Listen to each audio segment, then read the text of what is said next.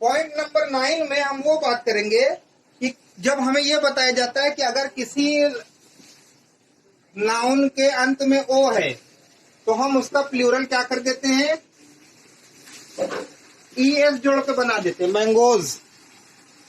लेकिन यह रूल तो आपको पता ही है कि ओ है तो लास्ट में ईएस, लेकिन हम यहाँ पे उन एक्सेप्शन वाले नाउन की बात करेंगे जिसमें ओ तो रहता है लेकिन ईएस नहीं जुड़ता, केवल एस जुड़ता है, उनको आपको याद रखना है। तो हम सीधा एक्सेप्शन में चलते हैं और वो तालिका, वो टेबल आपके सामने बनाते हैं। तो याद रखिए जैसे फोटो, तो इसमें हमेशा सिर्फ एस जुड़ेगा, ईएस नहीं जुड़ेगा, फोटोज। डायनामो होता है जनरेटर जिसको आप बोलते हैं, यहाँ ईएस नहीं जुड़ेगा, डायनामोज केवल एस जुड़ेगा। फोटोज, डायनामोज, इस तरीके के कुछ वर्ड्स आते हैं। Camo, CAMOE, कैमोज।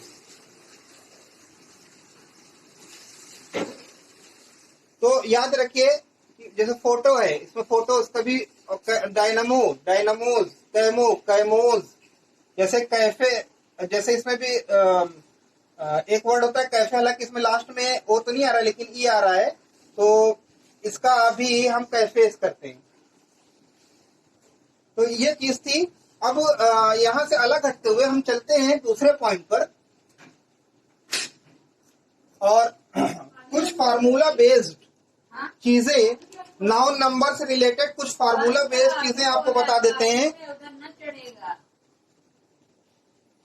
कुछ फार्मूला बेस्ड चीजें आपको बता देते हैं। जैसे अगर कभी आप याद रखिएगा कि नाउन हो और फिर प्रीपोजिशन हो, प्रीपोजिशन और फिर वही सेम नाउन आए, नाउन प्रीपोजिशन फिर वही सेम नाउन। जैसे रो अपॉन रो, देखिए यहाँ पर नाउन वही है दोनों जगह, बीच में प्रीपोजिशन सप्लाई कर दिया गया है। या फिर डे बाय डे, ये एक फ्रेज है, देखिए यहाँ भी डे है यहाँ भी डे है, डे बाय डे या डे आफ्टर डे। इस तरह की चीजें अगर आती हैं तो याद रखिएगा कि नाउन प्लस प्रीपोजिशन फिर सेम नाउन, तो दोनों जगह जो नाउन होगा सिंगुलर होगा और वर्ब भी सिंगुलर इस्तेमाल होगी। जैसे row upon row, was seen there, day by day passes peacefully या day by day is passing peacefully. तो इनके साथ जो है रो को रोज नहीं करेंगे कभी, डे को डेज नहीं करेंगे कभी, और जो इनके आगे वर्ब आएगी वो याद रखिएगा सिंगुलर होगी, सिंगुलर वर्ब की सिंगुलर फॉर्म का यूज करेंगे। चलिए आगे चलते हैं, कुछ और फार्मूला बेस्ड बातें। यह हमारा पॉइंट नंबर 10 था जिसे लिखना भूल गए थे। पॉइंट नंबर 11 याद कर लीजिए, रामबाण साबित होगा।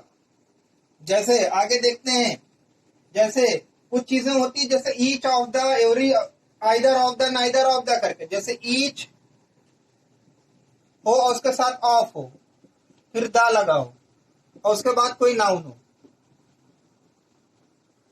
तो इसमें भी क्या होता है, क्योंकि शुरू में ईच इस्तेमाल किया गया है और ईच ऑफ जो है वो क्या है, डिस्ट्रीब्यूटिव प्रोनाउन है, तो ये हमेशा ईच ऑफ के साथ भले से यहाँ नाउन प्लूरल आ जाए लेकिन वर्ब का इस्तेमाल सिंगुलर होगा।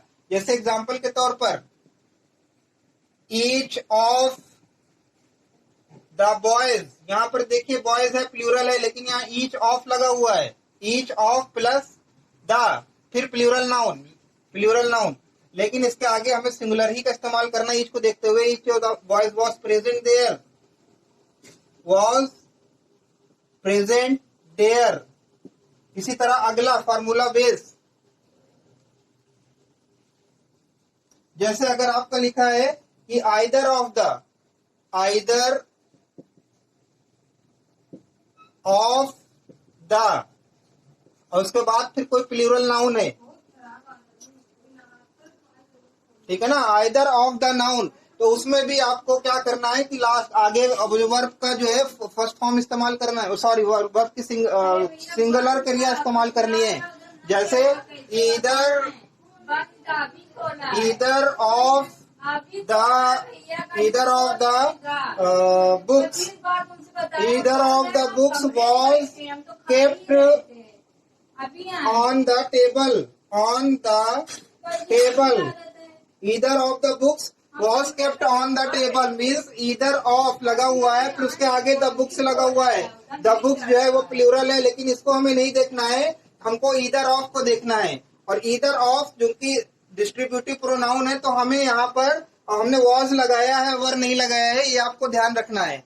तो ईदर ऑफ द के बाद कोई भी प्लूरल नाउन आता है, लेकिन जो हम उसको पूरा करेंगे उसको सिंगुलर वर्ब से पूरा करेंगे, ये हमेशा आप लोग याद रखिएगा। Neither of, either of, each of. तो और उसके बाद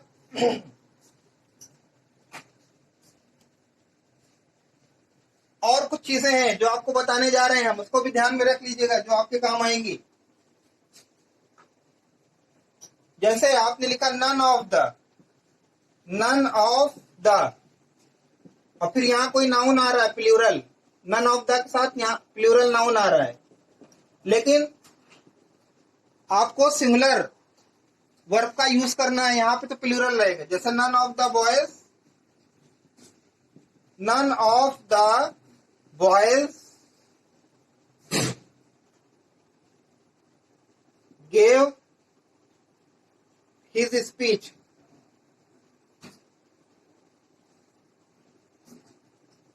अब यहां पर हमने एक नई चीज लेके आए, नन ऑफ द, इसके साथ यहाँ तो प्लूरल है, लेकिन बच्चों में से कोई भी नहीं, तो एक तरह से सिंगुलर हो गया, तो हमने हिज का इस्तेमाल किया। देखिए हमने जो पॉजेसिव एडजेक्टिव लगाया है वो हिज लगाया है।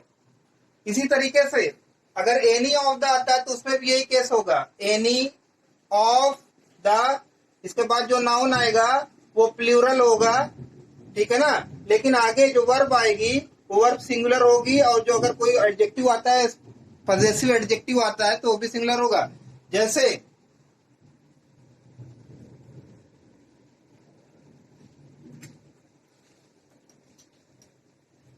जैसे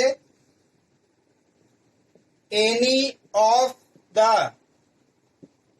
रोड्स, ये देखिए यहां तो प्लूरल लगेगा, एनी ऑफ द रोड्स, लेकिन यहां क्या किया, was not in good condition, in good condition. तो देखिए एनी ऑफ द है, रोड्स है, लेकिन चूंकि एनी लगा हुआ है तो हमने यहाँ सिंगुलर का इस्तेमाल किया है। तो any of the, each of the, इस तरह की चीजों में हम यहाँ पे जो इसके बाद आता है ये तो प्लूरल नाउन होता है, लेकिन हम वर्ब का इस्तेमाल यहाँ पर सिंगुलर करते हैं। चलिए तो इन्हीं चीजों के, हाँ इन्हीं चीजों के साथ अब देख लेते हैं क्या और हमारे ध्यान में आ रहा है जो हम आपको बताना चाहते हैं।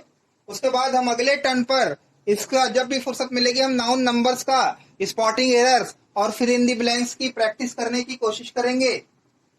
हाँ एक बात और ध्यान में आ गई, point number 10, point number 12, point number 12 क्या कहता है, पॉइंट नंबर 12 कहता है कि मोस्ट ऑफ लगा हो, द लगा हो, उसके बाद जो नाउन आएगा वो प्लूरल होगा, याद रखिएगा। मोस्ट ऑफ द के बाद कोई नाउन आता है तो प्लूरल होगा।